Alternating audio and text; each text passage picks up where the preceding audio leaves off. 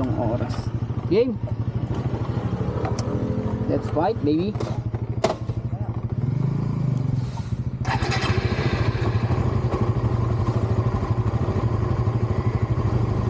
Iwan tong mga to. Iwan. What's up mga idol? Ngayong araw nga ay pupunta kami ng Golden Waterfalls at Chipin Waterfalls.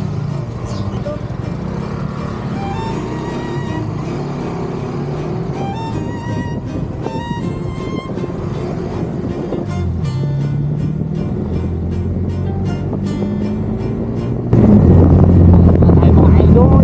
Tayo ng Piro. Tayo na Waterfalls. Chipin Waterfalls. At Golden Waterfalls. Okay? Let's go!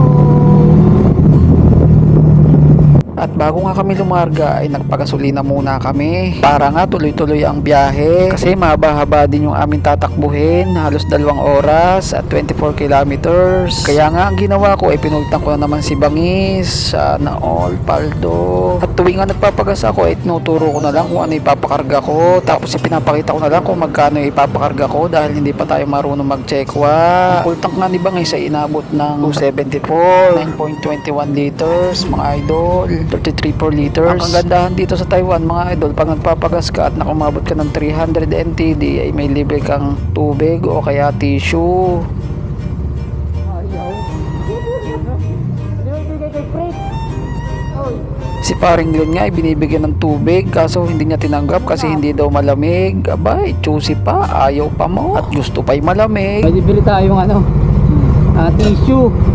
So pag nakaka 300 at saka full tank ka dito sa sa gasolina to, may free tissue o kaya tubig.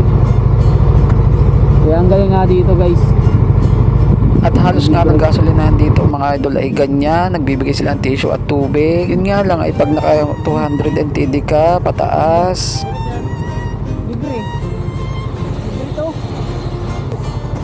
So kanya tubig hindi kinuha. 200 plus. at dito nga nagrereklamo si paring Fritz kasi wala daw siyang nakuha. Kaya nga pinaliwanag ko sa kanya.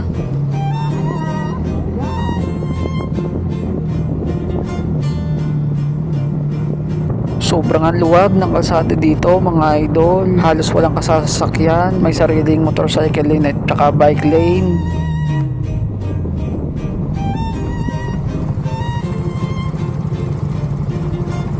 Hataw na rin ayaw magpaiwan. Ha? Ayaw magpaiwan, hataw na rin. Nakakapit din eh. Tatakot eh.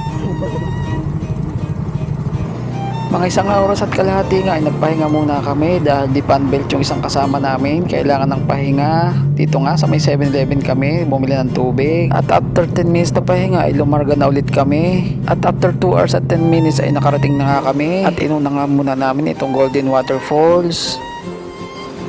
Ganda dito guys. So, dito kami sa Golden Falls. Sa talambuhay ko nga, ngayon lang ako nakakita ng waterfalls na umaagos sa gitna ng bundok. Tingnan nyo naman mga idol, napakaganda, grabe.